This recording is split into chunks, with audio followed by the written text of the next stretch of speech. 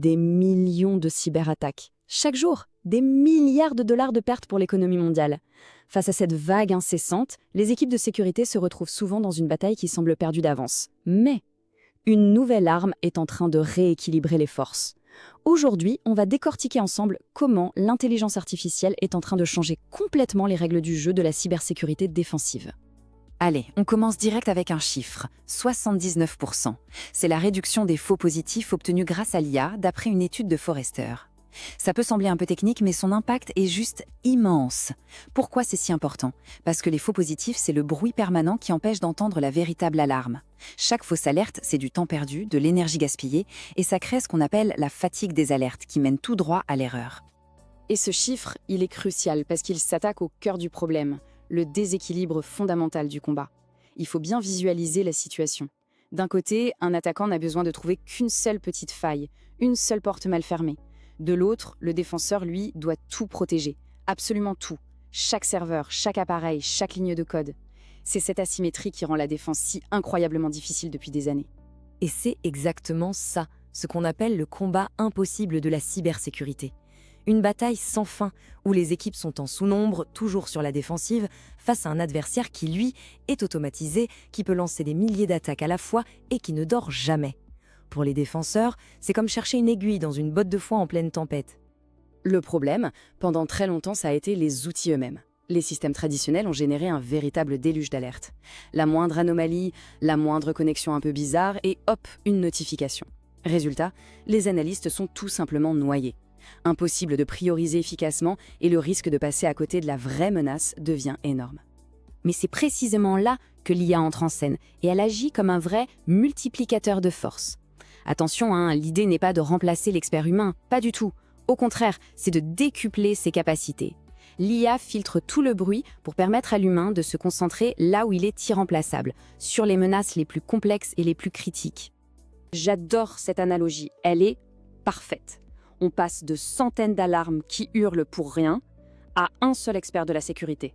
Un pro qui comprend le contexte, qui sait faire la différence entre une activité inhabituelle mais légitime et une vraie tentative d'intrusion, et qui n'alerte qu'à bon escient. Bon, concrètement, comment ça fonctionne? Au cœur du dispositif, on trouve ce qu'on appelle un SIEM. Pensez-y comme la tour de contrôle. C'est le système qui centralise des milliards d'informations en temps réel, les logs des serveurs, le trafic réseau, les données des applications, absolument tout pour avoir une vue d'ensemble complète et unifiée de ce qui se passe sur le réseau. Alors, si le SIEM est le cerveau qui observe et analyse, le SOAR, ce sont les bras qui agissent, et qui agissent très vite. Dès qu'une alerte est confirmée par le SIEM, la plateforme SOAR peut lancer automatiquement un plan d'action, par exemple isoler une machine infectée, bloquer une adresse IP malveillante. On passe de la détection à la réaction en quelques secondes, là où il fallait parfois des heures auparavant. Et la dernière pièce de ce puzzle, la vraie révolution de ces derniers mois, c'est l'IA générative et une technique appelée RAG. En un mot, le RAG, c'est l'antidote aux hallucinations de l'IA. Comment? En connectant le grand modèle de langage, comme en Claude 4.5 par exemple, à toutes les données internes de l'entreprise, ses politiques de sécurité, ses plans réseau, ses anciens incidents. Ça donne à l'IA un contexte ultra précis pour raisonner juste. Ok, maintenant qu'on a toutes les briques, voyons comment elles s'assemblent pour construire une défense concrète, orchestrée et vraiment efficace. Prenons un exemple typique. Ce qui est fascinant, à l'étape 2, c'est que l'IA ne voit pas juste des alertes isolées. Non, elle connecte les points pour reconstituer toute la chaîne d'attaque. Ensuite, étape 3, le SOAR se déclenche et contient la menace, instantanément. Et enfin, le meilleur pour la fin, l'IA génère un résumé clair en langage naturel pour l'analyste qui peut enfin se concentrer sur la stratégie et non sur la collecte d'infos. Ça change complètement la façon de travailler. Un analyste peut maintenant simplement demander, comme on parle à quelqu'un, « Montre-moi toutes les connexions bizarres depuis notre serveur de base de données vers l'Europe de l'Est ces dernières 24 heures. » L'IA comprend, génère la requête technique hyper complexe, lance l'analyse et synthétise le résultat. Un travail de plusieurs heures fait en quelques secondes. Et certains outils vont même encore plus loin. Des fonctions comme Attack Discovery d'Elastic ne se contentent pas d'automatiser des tâches. Elles cherchent carrément à imiter le raisonnement, l'intuition d'un analyste humain de haut niveau. C'est ce qui permet de débusquer les attaques les plus sournoises, celles qui avancent à pas de loup sous les radars traditionnels. Ok, tout ça c'est très beau sur le papier. Mais dans la vraie vie, sur le terrain, ça donne quoi? Est-ce que ça marche vraiment? Eh bien, parlons chiffres. L'étude de Forrester, encore elle, est très claire. On parle d'une réduction des coûts de 44% par rapport à un SIEM classique. Et cette économie, elle ne vient pas que du prix du logiciel, elle vient surtout du temps humain qui est économisé, un temps colossal qui n'est plus perdu à chasser des fantômes.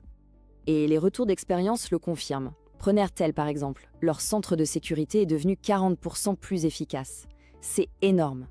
Et ces gains sont validés par des tests indépendants, où des modèles comme Claude 4.5 Sonnet arrivent à identifier les failles de sécurité dans du code avec une vitesse et une précision tout simplement surhumaines. Cette capacité à corréler les infos, c'est vraiment le mot-clé. Une étude très intéressante d'Anthropic a même montré que leur modèle d'IA pouvait non seulement trouver des failles, mais aussi repérer quand quelqu'un essayait d'utiliser l'IA à des fins malveillantes. L'IA devient donc un outil pour se défendre, y compris contre les menaces qui utilisent l'IA. Cette recherche illustre parfaitement le pouvoir de cet apprentissage en continu. En gros, on fait s'affronter deux IA, une qui attaque, l'autre qui défend. Après seulement 2 rounds d'entraînement, le système de défense atteint un taux de détection de 100%. Il a appris à anticiper et à parer des coups qu'il n'avait littéralement jamais vus auparavant. Et tout ça, bien sûr, nous amène au chapitre suivant, une véritable course à l'armement entre IA. Parce qu'il ne faut pas l'être naïf. Si l'IA est un allié incroyable pour les défenseurs, il ne faut jamais oublier que ces mêmes outils peuvent être détournés par les attaquants, et que l'expertise humaine reste, au final, absolument indispensable pour prendre la décision juste. La grande question qui se pose est donc, comment on se défend contre un adversaire qui, lui aussi, a l'IA dans son arsenal ? Un adversaire capable de créer des virus qui changent de forme en permanence, ou des emails de phishing si parfaits qu'ils sont indétectables. Eh bien, une des réponses les plus fascinantes se trouve dans un concept qu'on appelle les GAN, ou réseaux antagonistes génératifs. L'idée est simple et géniale. On met 2 intelligences artificielles en compétition. L'une, le générateur, a pour seul but de créer les meilleures attaques possibles. L'autre, le discriminateur, doit apprendre à les contrer. C'est comme avoir un sparring partner parfait, qui s'entraîne avec notre système de défense 24 heures sur 24 et ne fatigue jamais. Le générateur, c'est l'attaquant. Il force constamment le discriminateur, notre défenseur, à apprendre, à s'adapter, à devenir meilleur. Le système de défense devient donc de plus en plus fort, avant même d'avoir affronté une seule menace réelle. Et c'est là qu'est tout le changement de paradigme. On ne construit plus une forteresse statique en espérant qu'elle tienne, on crée un système immunitaire dynamique qui apprend et anticipe en permanence. On passe enfin d'une posture de sécurité réactive à une posture proactive. Et c'est sur cette idée qu'on va se quitter. Dans cette nouvelle ère qui s'ouvre, où les 2 camps disposent d'une puissance de feu inédite, l'avantage décisif ne sera plus la force brute. Le gagnant sera celui qui aura la capacité d'apprendre et d'évoluer plus vite que son adversaire.